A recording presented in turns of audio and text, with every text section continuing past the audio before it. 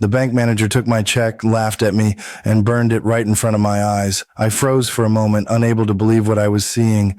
The flames licked the edges of the paper, curling it into blackened ash, while the manager leaned back, a smug smile plastered across his face.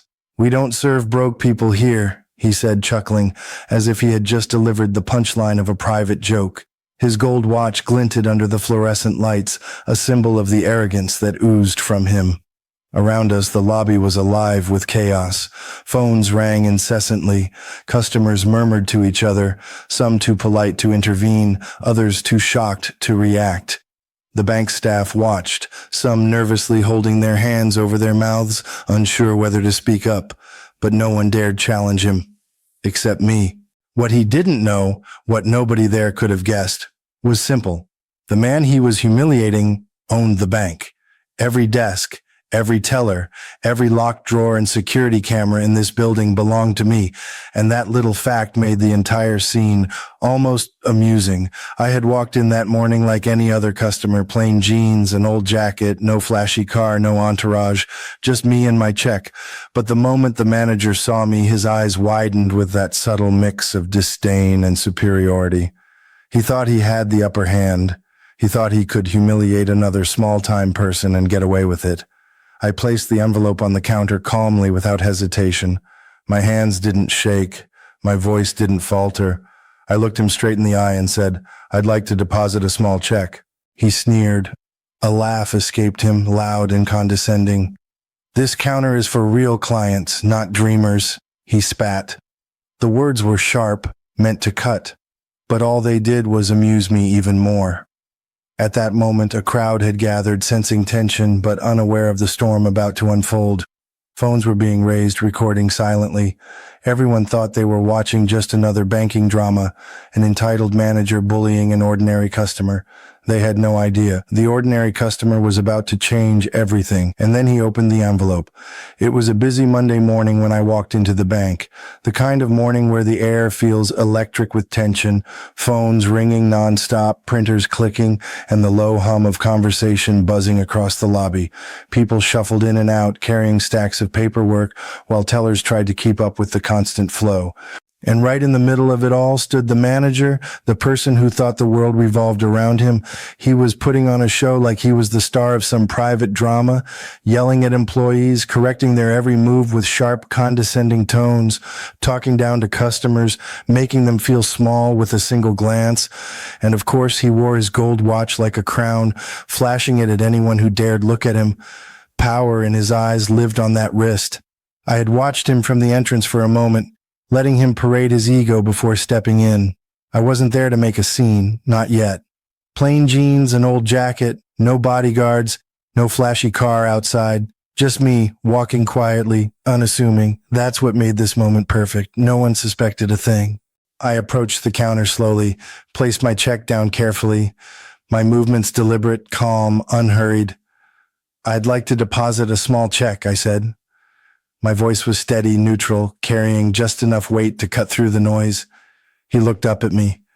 His eyes scanned me from head to toe, full of judgment, disbelief, and that unmistakable superiority complex.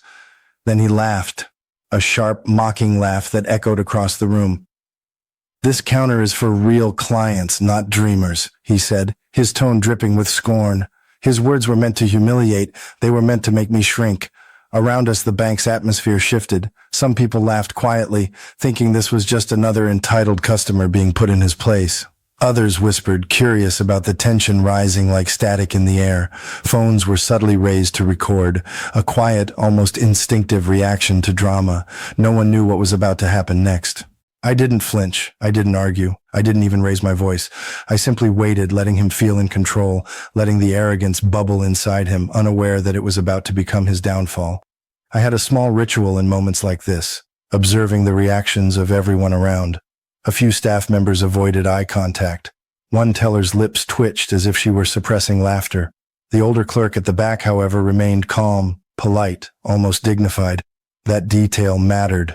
Respect, I knew, reveals itself in moments like these.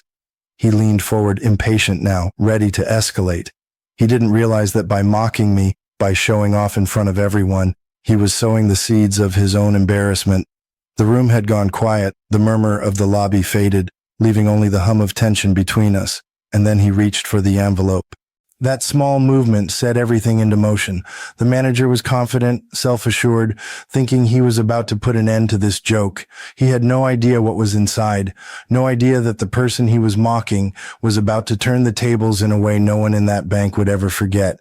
Before we continue, drop a comment below and tell me where you're watching from, and respect to everyone who stays calm when disrespected. He opened the envelope. For a brief moment, time seemed to pause. The clatter of phones, the whispers, even the hum of the air conditioning, everything faded into silence. All eyes in the bank turned to him, anticipating the outcome of what they thought would be a minor confrontation. Then he pulled out the check, $500,000. His eyes widened ever so slightly, so a flicker of shock that lasted less than a second before his ego kicked back in, louder than reason. He blinked rapidly as if trying to convince himself that what he was seeing wasn't real, but the reality was undeniable.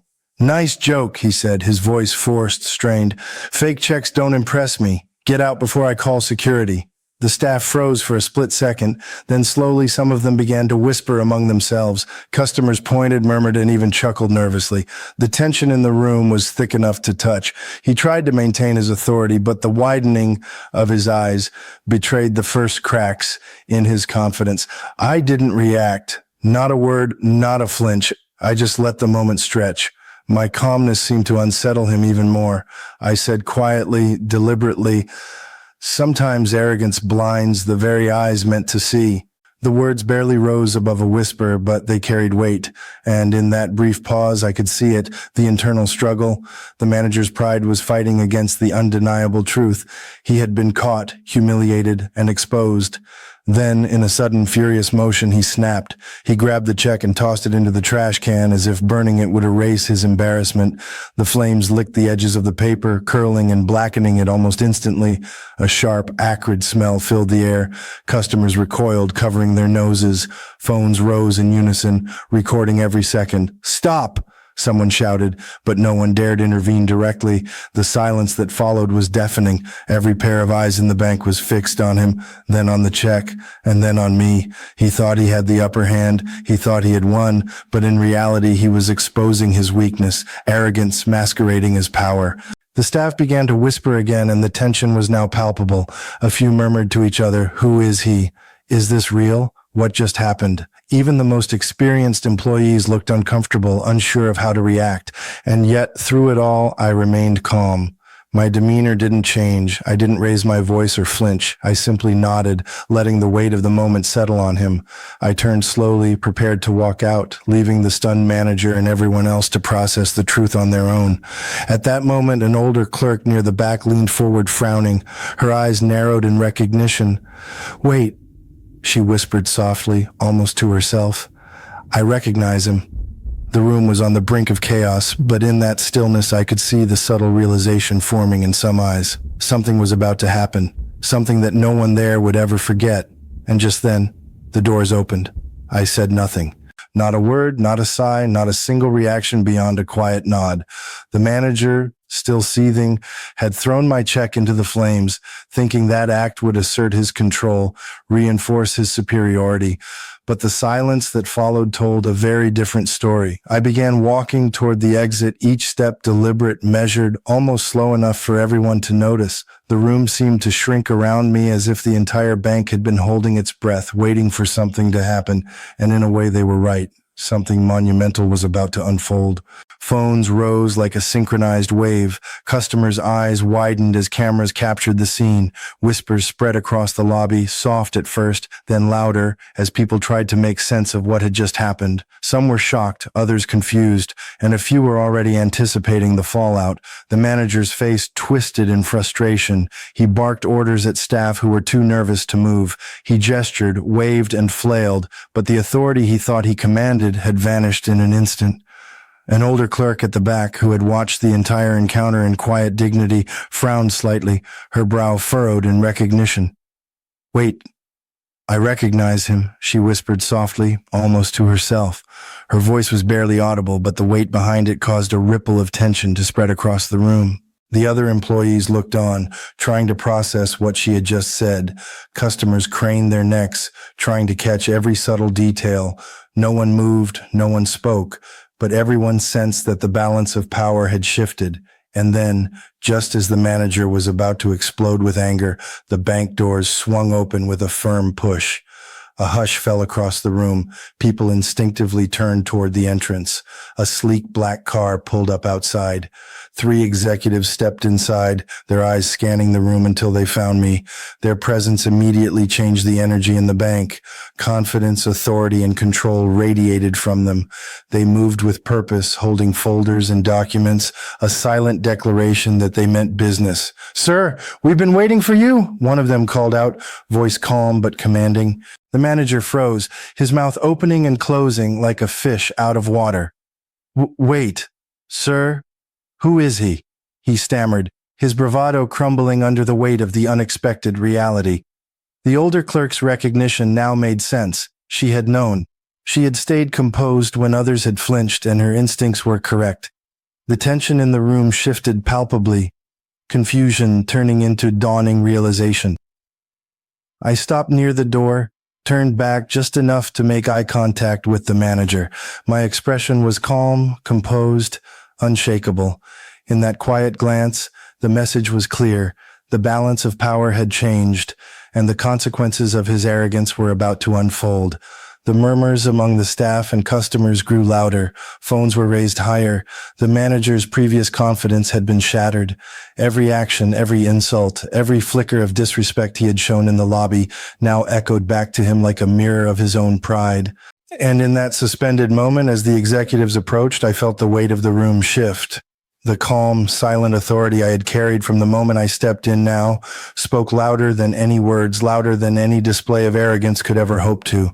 The bank, which had been alive with chaos moments ago, was now frozen in anticipation. Every eye watched, every mind raced, and every heart skipped a beat. Something was about to change. Permanently. The doors had barely swung open when the energy in the bank shifted completely. A sleek black car had pulled up outside, and now 3 sharply dressed executives moved with precision through the lobby. Their footsteps were measured, purposeful, folders clutched under their arms, eyes scanning the room with authority. Everyone instinctively stepped aside, sensing the significance of their presence. "Sir, we've been waiting for you," one of them called, voice calm but commanding. The manager, who had moments ago exuded arrogance and control, froze. His mouth opened, closed, then stammered, "Wait, sir, who is he?" The room was quiet, the whispers of customers and employees fading into tense anticipation. All eyes turned toward me. I remained composed, calm, almost eerily still. My plain jeans and old jacket didn't match the stature of what was about to unfold, but appearances, as it turned out, were meaningless. The executives approached, and one spoke again, more firmly this time. "He's the majority owner of this bank." A gasp rippled through the room. Phones snapped up to record every second. The staff's collective eyes widened in disbelief. Customers stared, mouths agape, and the manager, his face drained of color, his pride, which had been so loud moments ago, collapsed into panic. I turned slowly to face him. My gaze was steady, unyielding. "I came here to make a deposit," I said calmly, letting each word sink in. "But now, I'll be making a change." For a moment, the room held its breath. The manager's mind raced. How could this happen? The very person he had humiliated, mocked, and tried to belittle was the one who owned every desk, every security camera, every safe in that building. The realization hit him like a wave. Around us, the older clerk, who had remained respectful all morning, watched quietly, her calm presence now seeming almost prophetic. She had seen through the chaos, stayed composed, and now her patience was about to be rewarded. The manager tried to speak, to salvage his dignity, but no words came. He opened his mouth, closed it, then fell to his knees, shaking. "Sir, I'm so sorry. I didn't know who you were," he finally managed to whisper. His voice trembled, thick with regret, humiliation, and fear. I looked at him steadily and said, "That's exactly the problem. You shouldn't have to." The room was silent except for the faint shuffling of feet and the soft whir of phones recording every moment. The weight of the truth hung heavy in the air. Arrogance, disrespect, and blind pride had no place here, not when real authority and respect were silently observing. I then turned to the old clerk, the one who had never wavered, the one who had remained polite and professional even in the face of the manager's contempt. From today, you're the new branch manager. A murmur of approval swept through the staff. Customers whispered among themselves, impressed and relieved by the justice unfolding before them. Phones captured every reaction, recording the moment that arrogance had been humbled and respect had been recognized. And without another word, I walked toward the exit, calm, collected, unbothered. The manager still knelt, unable to look up, his shame complete. The staff looked on in awe, customers stared, and the executives followed silently, signaling that the balance of authority had shifted. The moment was complete. The lesson was clear. True respect isn't demanded, it's earned. And sometimes the person you underestimate the most is the one who can change everything in an instant. What do you think? Should I fire him or forgive him? Comment, fire, or forgive. The manager collapsed to his knees, shaking, unable to comprehend what had just happened. Every ounce of confidence he had wielded moments ago was gone. Pride and arrogance had crumbled into regret and fear. His gold watch seemed meaningless now, just a cold, shiny reminder of the power he thought he had. "Sir, I'm so sorry. I didn't know who you were," he stammered, voice trembling, eyes cast downward. He could barely meet mine, and I didn't rush him. There was no need. The lesson was already sinking in. I looked at him calmly, quietly, letting the weight of the moment speak louder than words. "That's exactly the problem," I said slowly. "You shouldn't have to know who I am to show respect." The staff exchanged glances, realizing the truth behind my words. Respect isn't about wealth, status, or position. It's about how you treat people, always, regardless of appearances. The manager's humiliation was complete, but the lesson had reached far beyond him. The entire bank had witnessed it. Then I turned my attention to the older clerk, the only one who had maintained dignity, professionalism, and respect throughout the entire ordeal. She had been quiet, composed, and observant, showing the kind of character that deserved recognition. I walked over to her and smiled. "From today, you're the new branch manager." Her eyes widened in shock, then softened in gratitude. A quiet, heartfelt smile spread across her face. The other staff members murmured their approval, some nodding, some whispering to one another, all acknowledging that justice had been served. I walked slowly toward the exit, each step deliberate. Customers paused, phones recording the scene, capturing every glance, every reaction. The manager remained on the floor, humbled, his arrogance replaced with an understanding he hadn't anticipated. He finally managed to murmur, I'll do better, I promise." I didn't respond. There was no need. The truth had already spoken. Actions, after all, always speak louder than words. My exit was silent, calm, unassuming, the same way I had entered. No fanfare, no display of power, just the quiet, undeniable presence of authority. Outside, the executives fell into step behind me. Their faces were neutral yet approving. They had seen the entire encounter, and they understood the lesson being delivered. Respect, after all, is not a transaction. It's an acknowledgement, a recognition of character, of humanity above all else. Inside, the staff began to breathe easier. Customers whispered, exchanging stories of what they had witnessed. Some laughed softly, some shook their heads in disbelief. But all understood the weight of the moment. Humility had prevailed. Respect had been enforced not by force, but by presence, calmness, and integrity. And the manager, still kneeling, would never forget. The memory of that morning, the smell of burning paper, the stunned silence, and my quiet nod as I left would stay with him forever. He had been given a choice to change, to reflect, to grow. And now the responsibility lay in his hands. As I stepped outside into the sunlight, I felt the calm satisfaction that comes when justice is silent but absolute. The lesson had been delivered. The bank was left transformed. Not just in leadership, but in culture. The message was clear. True respect is not earned by power or intimidation. True respect is given freely, and those who fail to understand it will always find themselves humbled. The old clerk had been rewarded, the manager had been corrected, and the bank, silent witness to it all, had been forever changed. As I walked away from the bank that morning, the crisp air outside felt almost symbolic. a breath of clarity after the storm of arrogance, disrespect, and misunderstanding inside. The events of that day were already settling in the minds of everyone who had witnessed them. Customers, staff, and even the manager would carry the memory of what had happened, a reminder that respect is never guaranteed. It must be cultivated, observed, and practiced every day. Respect isn't something you show only to those you think are powerful, wealthy, or important. It's something you give freely to everyone, regardless of appearance, status, or circumstance. That day in the bank, the manager had made a critical mistake. He assumed that wealth and authority gave him the right to humiliate someone who seemed ordinary, and in that assumption, he exposed the truth about himself more than anyone else. The lesson was simple, yet profound. Power isn't in the flash of a gold watch, the loud voice, or the sharp words. True power is silent, steady, and often unnoticed until it reveals itself at exactly the right moment. The real authority that day wasn't in the manager's control of the counter or his ability to intimidate. It was in the calm, deliberate presence of someone who didn't need to assert dominance to command attention. And humility? That's the true mark of strength. The older clerk, who had remained composed and respectful throughout, became the living embodiment of that lesson. Her patience, her dignity, and her understanding that respect must be given regardless of circumstance made her the obvious choice to lead. In life, the quiet, consistent actions often matter more than the loud, dramatic displays of ego. The manager had learned his lesson, but not in words. He learned through experience, through the silent authority that overshadowed his arrogance. His humiliation wasn't a punishment. It was a mirror, a reflection of what happens when pride blinds judgment. And while the consequences were immediate, the hope was that the lesson would stay with him long after that day, shaping his actions in the future. I continued my walk, reflecting on the broader truth. Life is full of moments like this, where assumptions about people, appearances, and status can mislead us.